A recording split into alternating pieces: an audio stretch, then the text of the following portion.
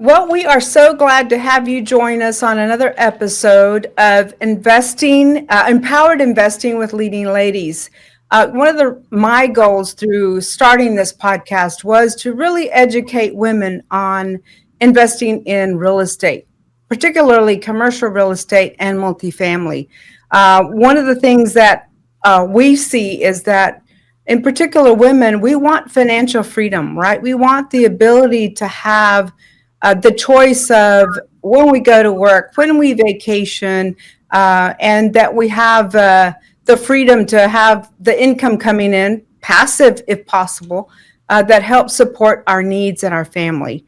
And one of the ways we're doing this is through very inspiring conversations with people like Celine Williams, who's our guest today, who have inspiring stories of, from where they started in their career to where they are today and how they're making an impact in the housing industry. So with that, welcome, Celine. Thank you for joining us today.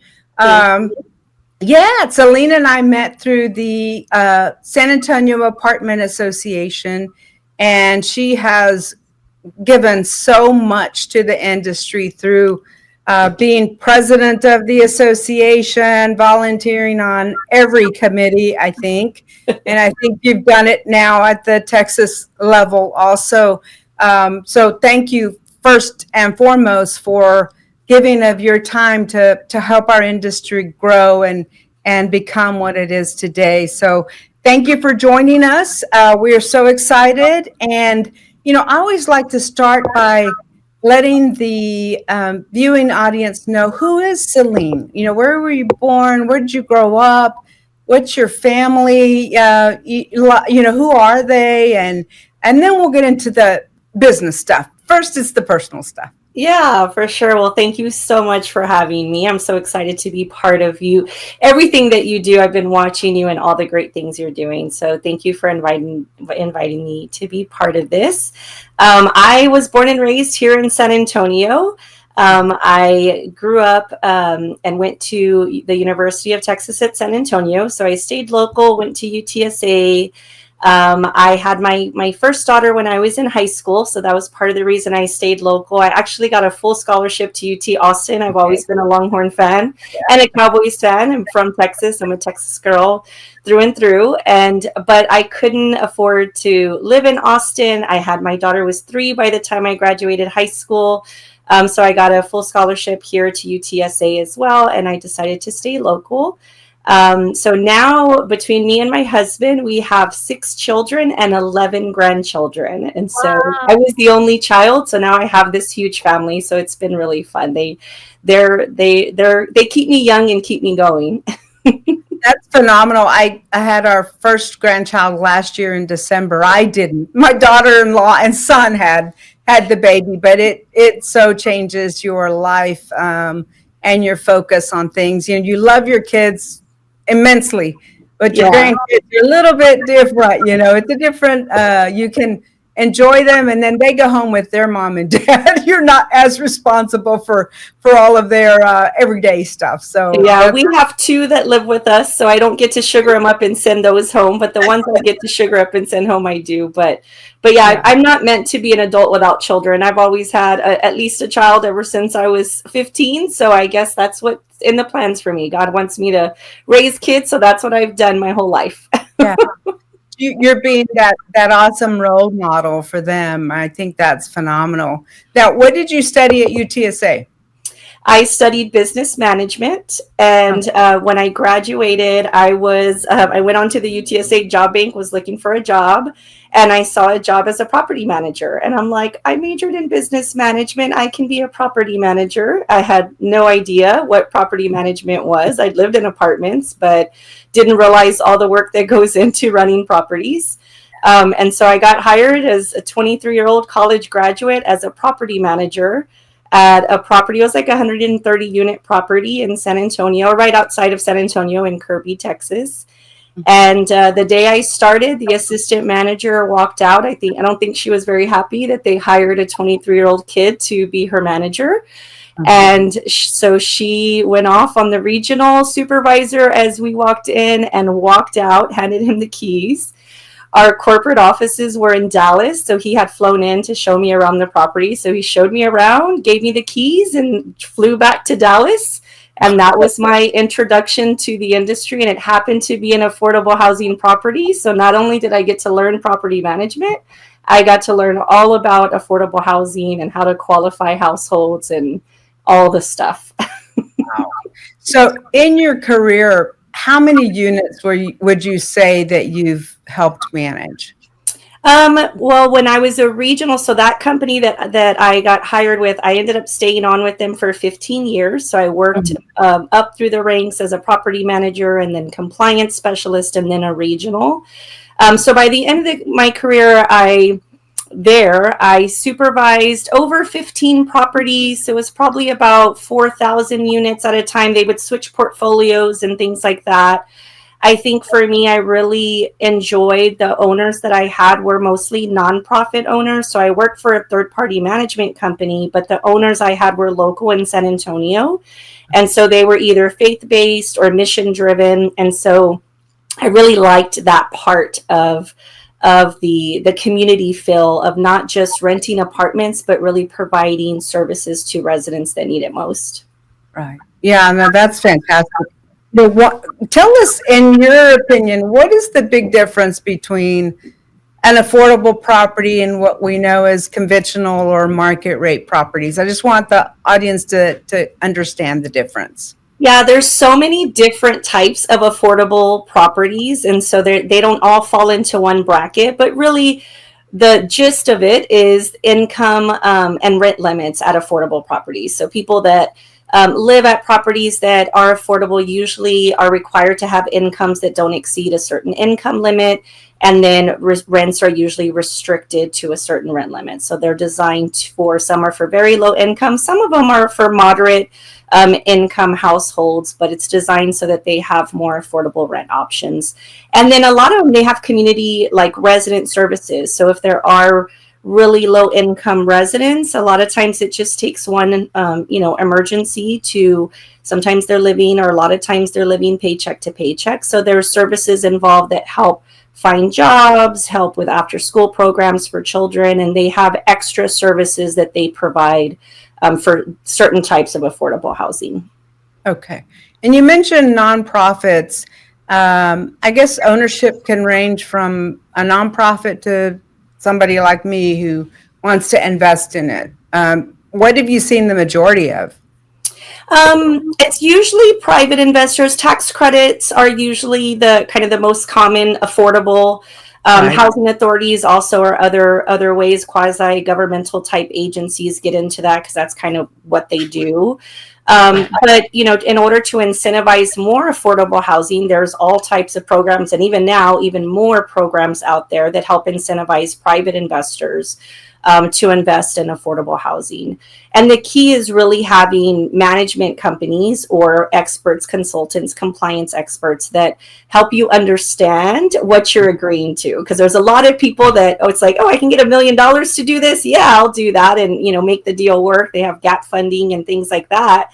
But then they don't really realize what they're signing up for. And then once they get in there and realize all the compliance requirements that are required, then it becomes like, oh, okay. Or when they realize they're out of compliance is usually when they figure out like there's a lot more that goes into that. So we try to make sure that they're educated and that they understand what the regulations are so that they can comply with them. Okay, great. Well, you made the leap from managing under a traditional company, right? Management company. And at what point did you decide to start your own business? Because I think it's a very exciting story. So tell us about that. Yeah, so in the middle of COVID, so I ended up moving to a bigger management company, a national management company.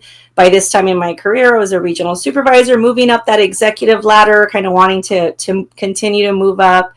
And then COVID happened. And my personal life, we were fostering and then we adopted, and there was all kinds of personal crazy stuff going on. And we had just adopted our daughter and out of foster care. We fostered and then adopted. And we were just getting in a routine and getting things going. And then COVID happened and schools closed. My husband works in athletics, so there was no athletic events. Everybody was stuck at home, and we were like, okay, what's going to happen? But in our world, as you know, things did not stop. Everybody was home. So now our job got harder because everybody's home and everybody had a different opinion of what COVID was or wasn't. And managing staff, and I had a large portfolio, and so the stress was intense, right? And so I think it really just got to a point where it was like I got to do something else. Like, I can't do this. I say my family comes first. I have aging parents. I have children. I have grandchildren. And my family comes first, but I was literally in my home office for 10 or 12 hours a day, and my kids couldn't come in. I could hear them outside crying, and it just broke my heart. And I just really got to the point where I realized I wanted to do something else. I had already thought of, consulting or doing my own thing, and asked some of my network, like, what does that look like? And what could that look like for me? And my husband is my biggest cheerleader. So he's like, do it. I'm very I'm not a risk taker. I'm like very calculated. And so I was like, I got to know all the things before I jump. And then I think COVID is what really put into perspective for me. Like, okay, what's the worst that can happen, right? If I fail, I go back and be a regional supervisor somewhere. Like, let's try it. And I prayed about it. I read a book called Job Joy, and was listening to, career coaches kind of encouraging you, specifically women, obviously, and took the leap and haven't looked back. This month is 5 years that I've been in business. I can't believe it. Congrats. So tell us what you do. What services do you offer to your clients? Yeah, so consulting, training, inspections, compliance is really kind of the gist, kind of the lines of business that I do. I really work with various different owners. Some of them are conventional properties that may have a HUD-backed loan. And so they don't have income and rent limits, but they're still subject to certain physical inspection standards. And so a lot of times they're not really the experts in affordable housing. They just need someone to come in and either train or provide consulting services to ensure that they meet the compliance requirements that they've set up. So I could do special projects. I've been a regional supervisor. So for one client that's a small nonprofit owner, I provide more like asset management service. I've done special projects for owners that have a big, rehab and need someone to help manage vendors and things like that. So I'm able to provide very kind of customizable services depending on what my clients need. But the main things are inspections, auditing, consulting, and training. Training's the most fun part. Is it? Yeah, I bet. Because you're developing people, right? Helping them grow. Yeah, that's awesome. So some folks may not know what goes into an inspection. So walk us through that, because it can be pretty daunting, I'm sure, to that new owner that has no clue. So what goes into that? Yeah, it is. And it's funny because I've gone to the most beautiful properties, especially the brand new construction ones, that they're like, I'll pass it an inspection, like we're brand new. And we look beautiful, but it's really knowing how to pass the test. HUD recently, I guess it's been a couple of years now, 2 years or maybe 3, oh my gosh, passed some new inspection standards. They're national standards for the physical inspection of real estate. They're called Inspire. And they changed. They used to be the same standards for like 25 years, and then they implemented these new standards. So a lot of what my training or the inspection services that I provide is teaching them what to look for and how to incorporate those things in their daily operations. And so when I go into and inspect a unit, I'm literally inspecting every single thing, everything you can think of: mechanical, HVAC, fridge gaskets, leaky faucets, all the things, but really, trying to focus on health and safety items, which sometimes people don't realize it's a health and safety issue. There's certain devices on a water heater, on an HVAC system, that if you don't know what you're looking for, you're not gonna pass the test. And so you may not pass an inspection. And if you don't, you can be subject to not getting funding in the future. And so it's really important to pass these inspections. And I help owners ensure that they understand, and they train their staff on how to incorporate them and make readies and daily operations so that they're not having to do a fire drill at the last minute. Yeah, no, that's awesome. So as any business owner, you start out right? And then you kind of grow. So walk us through some of the steps you've taken in your business to grow it, both from client standpoint, team standpoint, et cetera. Yeah. My biggest growth has been word of mouth. As you said, I've been part of the apartment association locally, statewide, and even nationally for a long time. So I've met a lot of people, great people. And the good thing about our industry is people like to help people, right? And so when I first started my business, it was funny. I felt like all the job opportunities came up at that time. It's like I could have gotten, I'm like, it was so hard to be like, no, I really am committed to, doing this business. I really want to do this. If it doesn't work out, I'll call you, but I really want to do this. And so, just looking at my network, seeing where I can help, where are those gaps and how can I fill them? I felt like I had a unique kind of experience because I knew affordable housing, I knew conventional housing. I've been a single mom and struggled, so I have lived experience. And I've been a manager all the way up to a supervisor. So I've been able to help, whether it's on site, I can relate to them and I can talk to them and train them in a way that helps them. Or it's an owner that is investing and been able to be professional and on an executive level and be able to speak to them and how is it going to impact my bottom line. And so really finding my network, getting the word out, social media, a lot of it is really just word of mouth. I don't have a website. That's my kind of goal now that I've hit my 5 years. I'm like, maybe I should start a website. Yeah. But, and I've grown just, kind of naturally. I have subcontractors that help me. I have a virtual assistant that helps me as needed. And my kids, obviously, were my first employees that helped me when needed. So that's kind of how it's progressed. And it's been good. Right. Now, how has being a woman in this business or in this industry shaped who you are?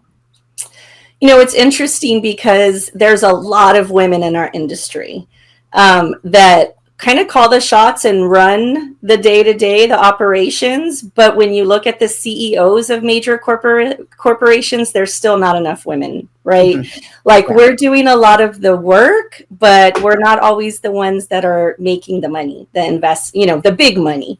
Right. And so, having a network of women that I can call on, and really my first client was, a woman that has been my biggest cheerleader from the very beginning and gave me that first opportunity and then tells everybody like how great I am. So someone else hires me and then someone else.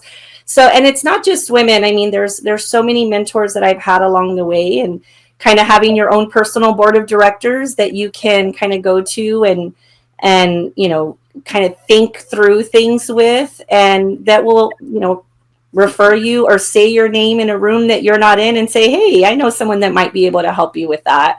And so really that network has been so key to my success. And I'm so grateful that I have that. That's great. Well, and you're in a tough end of our industry because of the state and federal and local requirements that I'm sure I've seen just through the communications that come from the apartment association are constantly changing. So how do you stay on top of what those changes are and changes that are coming even? Yeah, there's lots of uncertainty, and I like to joke around. In affordable housing, as soon as you know it, it changes. So, as soon as you get the hang of it, something changes. Yeah. And so, it's really, I'm on, of course, all the newsletters, and whether it's the state agency, federal agencies, local agencies, because local laws, now that there's so much uncertainty on the federal level, a lot of local jurisdictions or state agencies are now passing their own legislature or their own laws. So, trying to keep up with the changes as they come, making sure that people, that the industry is educated and knows like, hey, this is coming, keep an eye out for that. But doing lots of newsletters, lots of training on social. I have a lot of compliance experts, other owners, other inspectors that we share information with, because you know how it is. We can only make one of us that looks bad makes all of us look bad, right? And so we want to share that knowledge, share that information.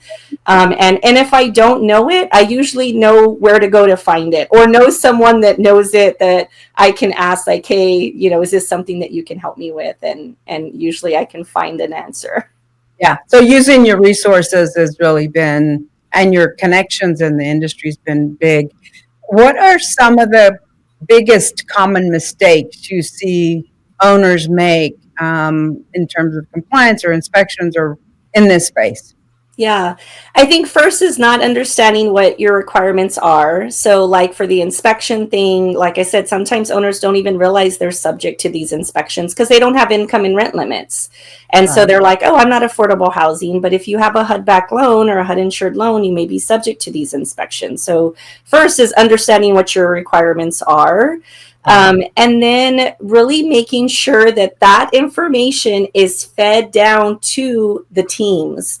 I think that's the next thing that I see, where the regionals may know it or the owners may know it, but the teams that are on site that are actually enforcing these operations or managing the operations are not aware of those requirements, and so, or are not properly trained.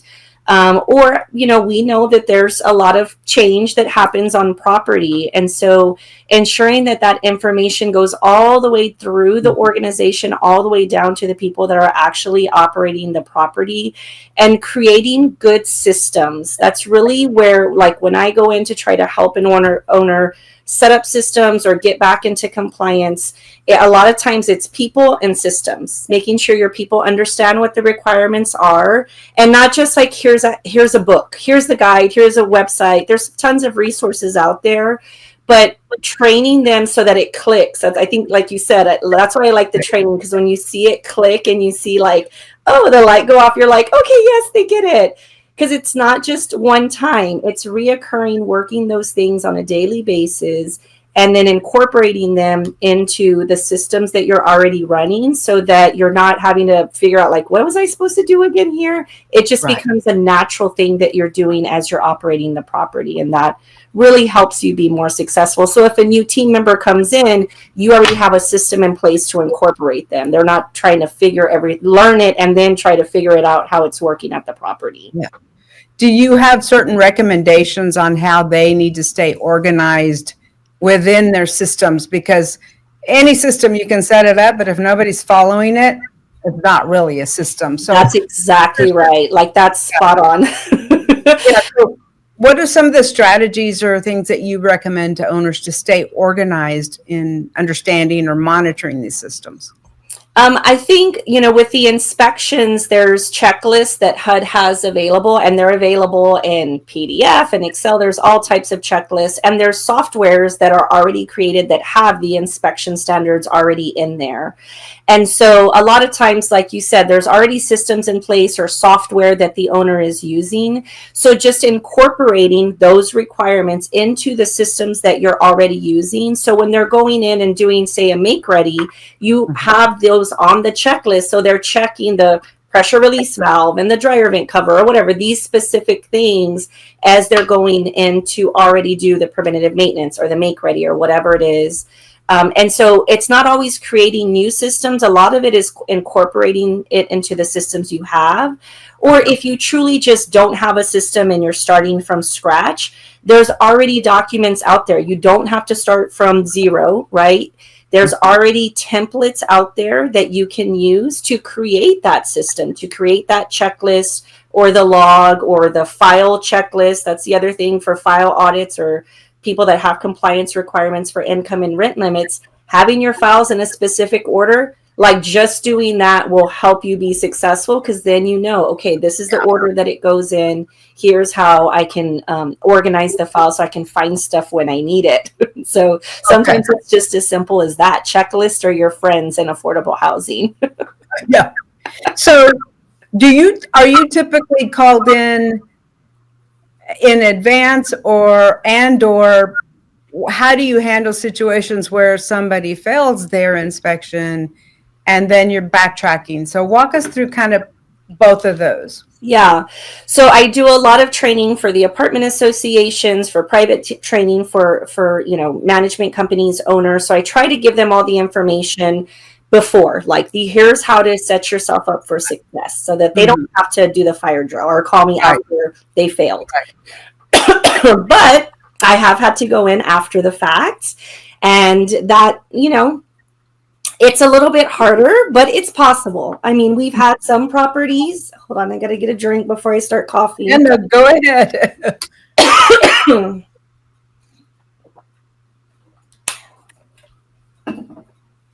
I've been fighting a sinus infection, so I'm like, I knew it was going to happen. It always happens. So I've had some properties where they call me after the fact and they're like, oh my God, I failed an inspection or I failed an audit. Please help. And so we go in and just take one thing at a time. Go in, see, first, make sure you know what you failed and respond timely, because a lot of times you have a response period. Okay. So don't ignore it. Don't, dig your head in the sand and cry about it. It's lessons learned, right? And setting up a plan of action so that you can respond in time, and then you set up systems so that that doesn't happen again. And so a lot of it is just, lessons learned after the fact, but usually once they fail one, it doesn't happen again. They know, okay, we need to have these systems in place, and it gets better from there. Right. What's the length of time between they're notified you did not pass your inspection till they're re-inspected? Typically, it depends on various different things. Usually they're inspected every year if they fail. If they pass, the better they do, the less often they're inspected. So it could be up to every 3 years. Okay. But if they fail, it could be every year or sooner if they get a super low score. But usually it's every year, but they have to respond to all the deficiencies or all the defects or compliance requirements within, sometimes it's, 30 days, 45 days. Some of them it's 24 hours, depending on if it's a health and safety item. So yeah, there's very quick turnaround because they want to make sure, especially if it's health and safety, obviously they want to make sure those are resolved quickly. Sure. Okay. Awesome. Now, what trends are you seeing in the affordable housing industry? Anything that owners that are either considering, buying affordable properties or just managing them? What are the trends you're seeing? Yeah, there's lots. I mean, we all know we all need more affordable housing, right? And affordable at all different income limits. And so there's lots of incentives out there. So there's a lot of new players that are dabbling into affordable housing.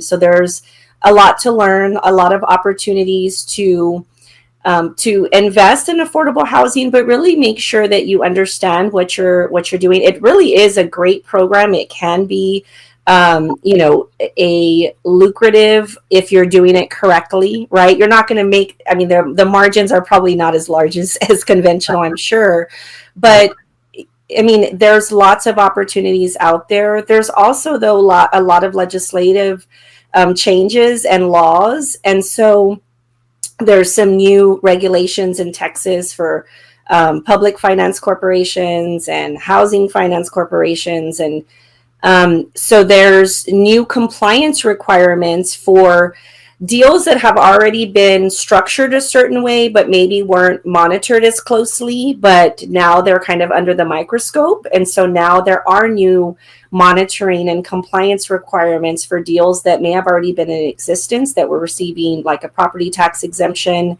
And now there's been new legislation that says, okay, in order to get this exemption, you have to do all of these things. And some of them are retroactive. They're not grandfathered in. And so there's been, even though we want more affordable housing, there's also more administrative burden sometimes. And so understanding what those requirements are and knowing what you have is key, because the last thing you want is to think, oh, that doesn't apply to me. And then you realize like, oh, that did apply to me. And now I'm out of compliance and I have to pay back these taxes that I was exempt, or, right. something to that effect. Yeah, which could be a big number. A big number, especially Yeah. with property tax exemptions. I mean, those are, I mean, that could make a deal not work, right? So it is a big deal. So do you see any movement in what a lot of people call that missing middle? Their income levels are above the, affordable criteria or requirements, but yet they are still challenged in, affording their housing. Yeah. I mean, workforce housing is kind of the common name for that. And there are some programs that are designed that those HFC and PFC deals are usually structured to moderate income or workforce housing. I think the challenge is, we know that costs have gone up, rents have gone up. So even affordable rents sometimes are unaffordable to people that are looking for those rents. And so I think that, advocating and sharing stories of how those impact, because there's a lot of organizations that advocate for the most vulnerable, those extremely low income, fixed income, which they need affordable housing as well. But sometimes that middle piece, the ones that make too much for that, but not enough for the market, those are the ones that there's not as many people to advocate for that. And so knowing like, hey, this, and then, I mean, knowing how deals are structured, we know sometimes those are just not financially feasible. If we could provide more affordable housing for extremely low income households, a lot of people would do it, but the deals have to pan out. You have to be able to cover the expenses of a property. And so sharing those stories, especially when you're a small owner or a woman owner or a minority owner or a veteran owner, it really helps legislators or these decision makers make educated decisions and laws that sometimes I think they have good intentions, but then they have unintended consequences that sometimes don't meet the need that is out there. And so there is some direction to address that, but we definitely need more of it and need more people to advocate for that. Yeah. Okay, great. Well, you've grown your business over the last 5 years. What are your goals for the next 5 years? Yeah. So I just celebrated 5 years. Like I said, I'm like, I can't believe it, but I've been, like I said, website. I've even thought of doing like a subscription service to do training. I've done some like micro learnings and various different trainings for the apartment association, and other types of virtual webinars and things like that. So I've thought about having that available like on a subscription basis so that there's resources already out there. Because I have the management experience, when I train, a lot of my training is kind of lessons learned. It's not just, I've been in those trainings by inspectors or compliance professionals that are amazing. They know all the things. But how to apply it to what you do is kind of where I think my training differs, or where people are like, oh my God, now the light bulb went off. That was so helpful, the way you kind of broke it down. And so maybe having more opportunities for clients to have that, readily available to them. And, I have a compliance manual that I've done before. And some of the stuff you don't realize that it's like, oh, this could be valuable to somebody. Yeah. Maybe I could sell that. Right. And so, growing through that, and then investing in properties. And I don't want to do the management company thing. My husband's like, just start your own management company. I'm like, I don't know if I want to do that. But I want to be that person that helps, whether it's the management agent or the owner, whether, it's helping them kind of figure each other out, or the ones that have that gap that just need that support to to provide quality housing. And I want to be, that's a passion of mine. I realized like, okay, I want to be able, housing with a heart is kind of where it comes from. Yeah. Right? I love that. Housing with a heart. I love that. I love that. Well, you have really built a very solid reputation in our industry. Kudos to you for the time you've put into it, because it didn't come free, right? I've seen you on your, social media where you're, different places trying to help owners or nonprofits do well in this space. So kudos to you. Any advice as we kind of wrap up on what you would give to another woman who's thinking about maybe starting her business or starting the investing journey? Yeah, I mean, just go for it, right? Like, I mean, my husband was pushing and pushing, and I'm like, no, no, no, it's never a good time. Don't wait for the perfect time. It's just like having kids, right? It's never a good time. Just go for it. Know your worth. Don't be afraid to try new things. Get comfortable with being uncomfortable, right? You kind of, when you start new things, you're like, I don't know about this. Yeah. You know, my faith is kind of what I fall on, so I pray about it, and if that's where I'm being led, I'm like, okay, God, here we go. I don't know where you're taking me. Yeah. But you know, doors will open that are meant to be open for you, and doors will close that were not meant for you, right? And I think being at peace with that and being comfortable with that is kind of, you know, I knew that I wanted to do something where I had the flexibility and the freedom, like you said, to be able to be there for my family whenever I needed to and still be financially stable and leave a legacy. And so now that I'm doing that, I'm like, wow, like I never thought, I am not the risk taker. I'm not like, let's go start a business and do all these things. My dad had a business and lost the business when I was a little girl. So I saw, you know, I was scared. And so for it to happen has been a blessing. And I would encourage, you know, anybody, that book, Job Joy by Kristen Zabo. Okay. Job Joy. Okay. Yeah. And and I'm not a book reader. Like, it's a little book that I was like, okay, a friend of mine sent it to me and sent me some of her little, you know, web or little Facebook, you know, videos that she had done. And I was like, all right, okay. Yeah. And I read it and I was like, okay, I say I want to do this. What am I waiting for? Do it. My husband said, do it. God said, do it. So I did it. Yeah. He opened the door, right? He opened the door. Yeah. Very cool. Very cool. Well, Celine, you offer some incredible services. So how can people find you? On social media, I'm on LinkedIn and Facebook. So LinkedIn and Facebook are usually the best way. My contact information is on there. So emailing me or messaging me through social media is usually the best way. And if you have somebody else that's in need, share my information. That's usually, people will call me from all over. I've even had calls from Canada. They're like, I have a property in the United States and I need, so it's, you know, it's been fun. I go all over the nation and I love what I do. I love the communities. We're providing people homes and it's a big deal. And I love that. I love to be part of that and be part of teams that really care about that. Yeah. Well, thank you for the impact you're making in our industry, and congrats again on 5 years of success. I love staying connected with you and seeing all that you're doing, so I continue to wish you all the best. Thank you so much. I love seeing everything you're doing too. I continue to cheer for you, and I appreciate all your support and cheering me on as well. I love it.